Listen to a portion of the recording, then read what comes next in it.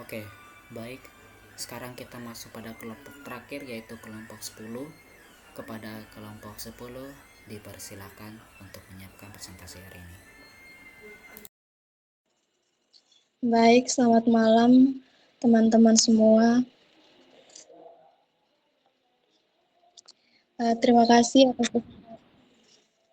kasih atas kesempatan yang diberikan kepada kelompok kami, kelompok 10, untuk memaparkan materi kami mengenai kecurangan dalam seleksi beasiswa prestasi.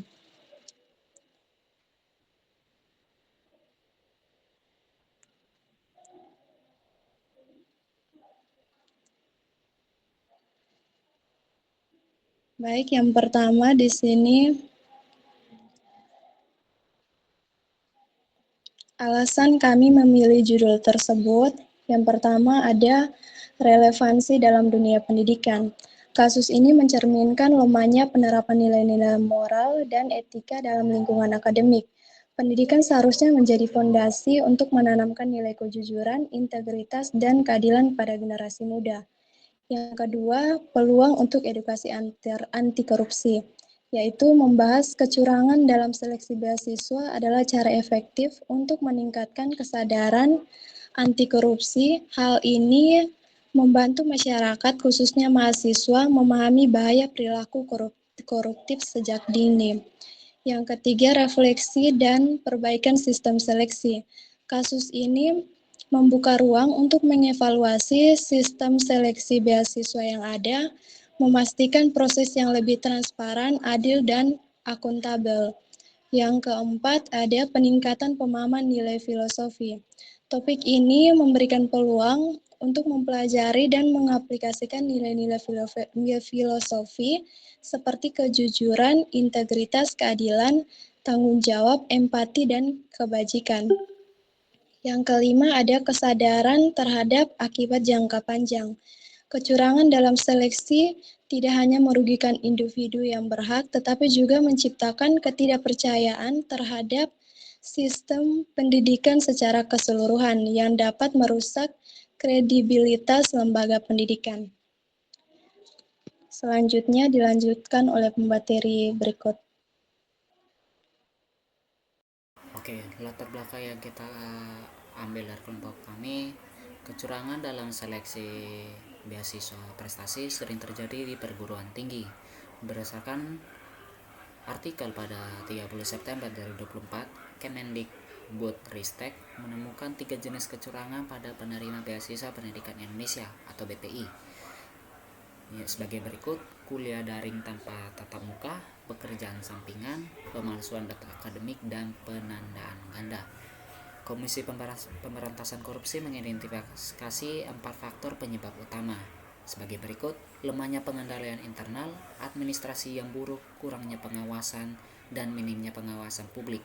Dampaknya meliputi kerugian negara, penurunan kredibilitas perguruan tinggi, serta kerusakan reputasi institusi pendidikan.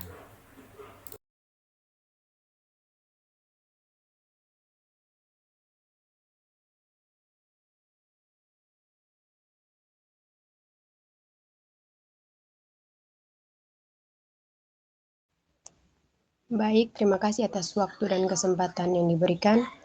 Kali ini saya akan menjelaskan tentang pendapat etika. Yang pertama itu etika deontologi. Etika deontologi menekankan pentingnya kewajiban dan moral serta aturan universal. Dalam konteks ini terdapat prinsip universal yang menimbulkan kecurangan yang tidak dapat dijustifikasi karena jika dilakukan akan merusak kredibilitas, sehingga solusi yang dapat diberikan adalah dengan penegakan hukum yang ketat untuk membangun kesadaran bahwa kejujuran adalah kewajiban yang tidak dapat dinegosiasi.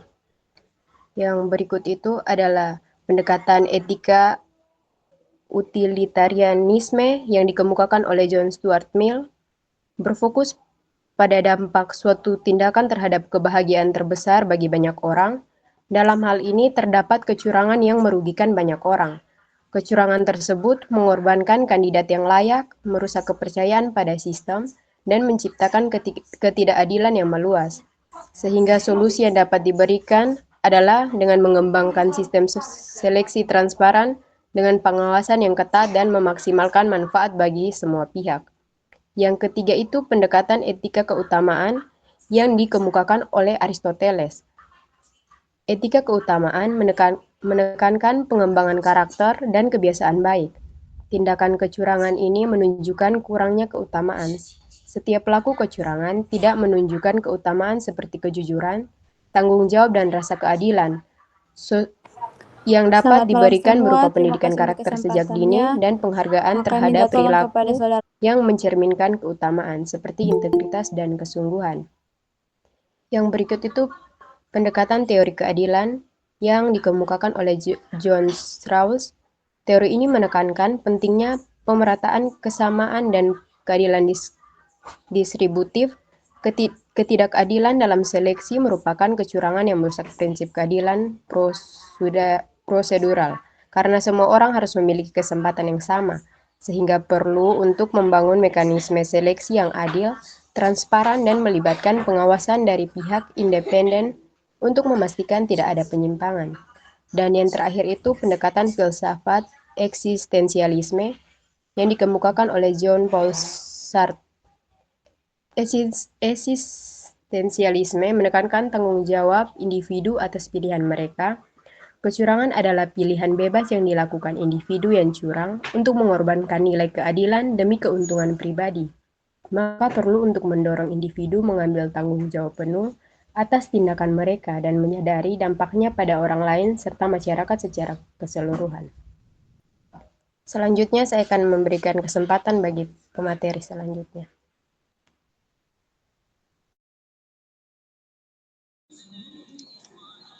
Baik, terima kasih. Materi selanjutnya adalah tentang faktor penyebab. Dalam tindakan korupsi pada kasus kecurangan seleksi beasiswa prestasi, terdapat beberapa faktor penyebab. Yang pertama, ada faktor sosial budaya. Faktor sosial budaya terdiri dari norma dan etika yang dilanggar, di mana pandangan masyarakat yang beranggapan bahwa korupsi adalah tindakan yang sepele, cenderung lebih berpotensi terhadap tindakan korupsi. Karena banyak masyarakat yang beranggapan bahwa semua orang melakukan korupsi sekecil apapun tindakannya. Hal ini memicu sikap menyepelekan kesalahan tindakan ini. Yang kedua, desakan sosial dan tekanan. Desakan sosial dan tekanan yang dialami demi mendapatkan pengakuan tentang status sosial dan status ekonomi seseorang dapat mendorong seseorang untuk mempergunakan hak beasiswanya sebagai jalan pintas. Faktor yang kedua, faktor ekonomi. Faktor ekonomi terdiri dari peluang dan imbalan yang tidak seimbang. Ketika akses peluang untuk mendapatkan nilai beasiswa yang tinggi terbatas, maka sering timbul inisiatif untuk melakukan kecurangan dan mengabaikan konsekuensi yang harus ditanggungnya. Yang berikut, ketidakadilan dalam akses dan sumber daya. Seringkali latar belakang ekonomi menjadi pemicu tindakan kecurangan. Individu dengan latar belakang ekonomi rendah sering merasa terpaksa untuk melakukan kecurangan karena kurangnya sumber daya untuk bersaing dengan mahasiswa dari latar belakang yang lebih beruntung. Faktor yang ketiga yaitu kelemahan sistem dan kebijakan. Kelemahan sistem dan kebijakan menyangkut yang pertama transparansi dan akuntabilitas yang rendah. Proses seleksi yang tidak transparan dan kurangnya akuntabilitas dapat memfasilitasi praktik korupsi. Sistem pengawasan yang kurang memadai dapat mempengaruhi peserta seleksi melakukan kecurangan. Yang berikut, kurangnya sanksi yang tegas. Penanganan kasus korupsi dengan memberikan sanksi yang tidak seimbang atau tidak tegas dapat memberikan perspektif bahwa perilaku korupsi diterima dan bahkan memperoleh dukungan. Faktor yang keempat yaitu psikologi individu. Psikologi individu mencakup Yang pertama, rasionalisasi. Dalam proses seleksi, seringkali muncul alasan tertentu ketika terdapat kecurangan untuk mendapatkan kesempatan yang lebih baik. Yang berikut motivasi pribadi. Motivasi untuk memperoleh kehidupan yang mendapatkan pengakuan dalam status sosial dan ekonomi dapat mendorong seseorang melakukan tindakan kecurangan. Faktor yang berikut, keterbatasan pendidikan dan kesadaran. Kurangnya pemahaman tentang etika dan integritas dapat disebabkan oleh keterbatasan kualitas pendidikan serta kesadaran akan nilai-nilai moral dan etika, sehingga peserta tidak menyadari dampak negatif dari tindakannya. Untuk materi yang berikut tentang nilai-nilai filosofis yang terdapat dalam kasus kecurangan dalam seleksi beasiswa prestasi. Nilai filosofis yang pertama yaitu nilai kejujuran. Kejujuran merupakan nilai fundamental dalam berbagai konsep filosofis, termasuk etika Kantian, yang menekankan pentingnya tindakan berdasarkan prinsip universal. Menurut Kant, tindakan yang baik adalah tindakan yang dapat dijadikan aturan universal. Dalam konteks seleksi beasiswa, kecurangan bertentangan dengan nilai kejujuran dan merusak integritas individu. Peserta yang melakukan kecurangan tidak hanya merugikan diri mereka sendiri, tetapi juga menyebabkan ketidakadilan bagi sikap kejujuran orang lain. Nilai yang kedua yaitu nilai kejujuran, yaitu nilai keadilan.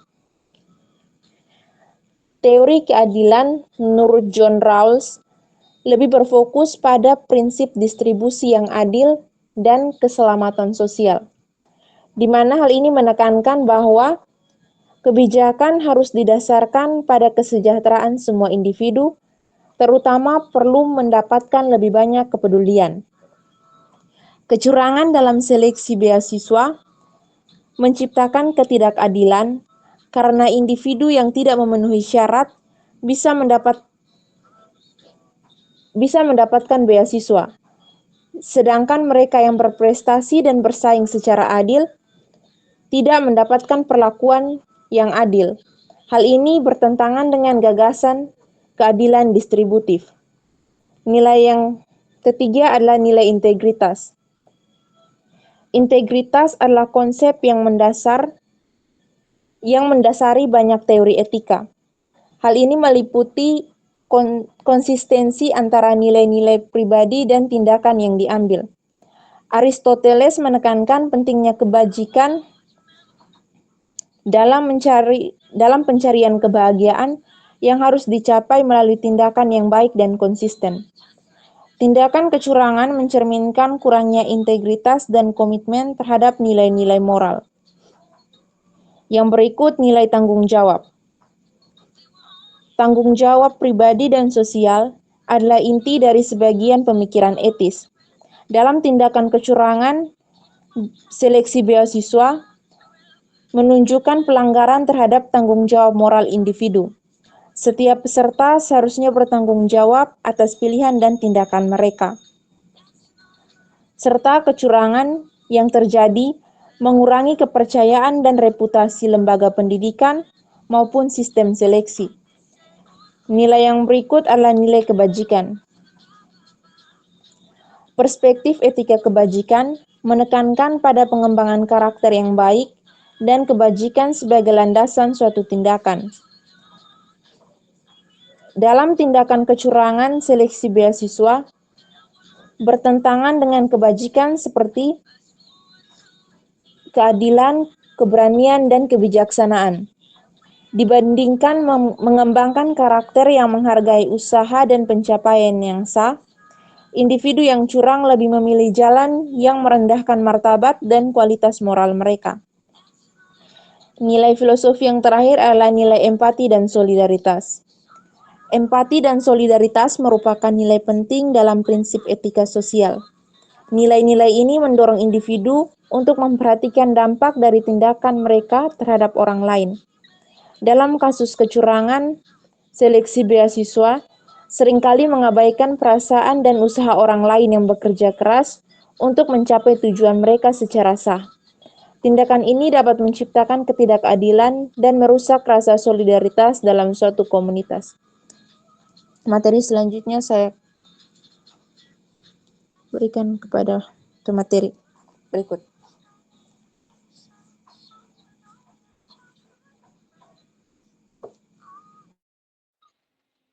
Baik, yang berikut solusi dan pencegahan. Desain pencegahan untuk merealisasikan tindakan pencegahan terhadap kasus korupsi didasarkan pada undang-undang, maka perlu untuk dilakukan hal-hal berikut.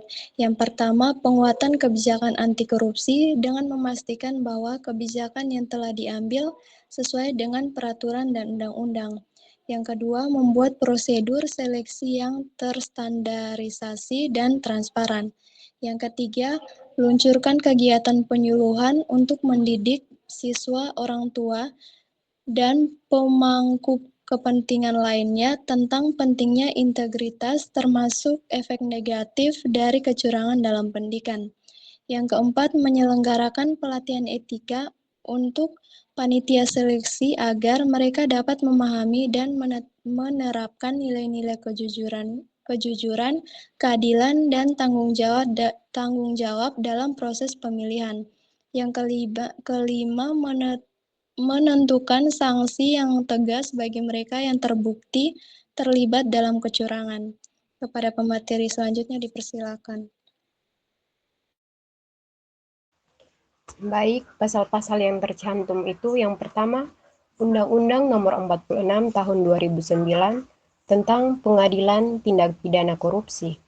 Undang-undang ini mengatur tentang pembentukan pengadilan khusus yang bertugas menangani kasus korupsi yang bertujuan untuk mempercepat proses hukum.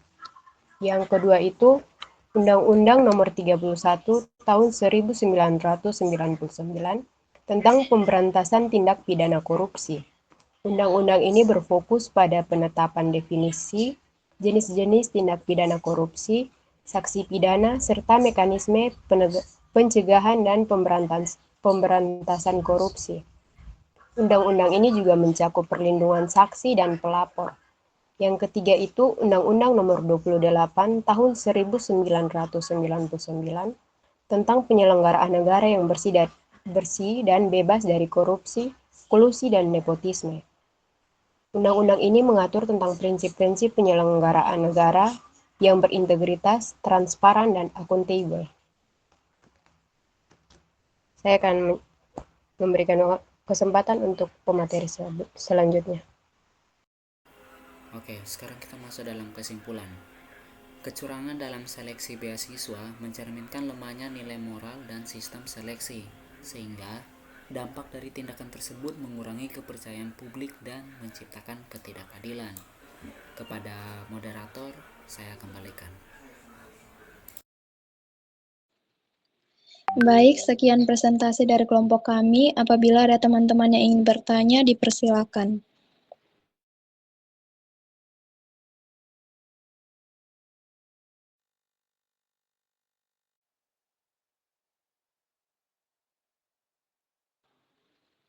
Jika tidak ada teman-teman yang ingin bertanya, kami tutup presentasi ini. Sekian dan terima kasih.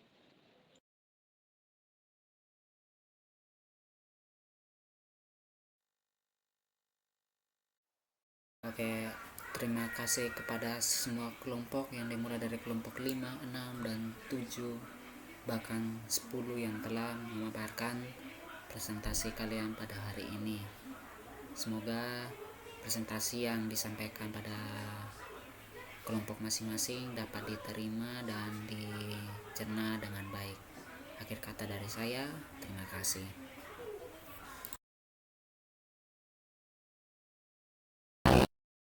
Malam baik. Terima kasih semua.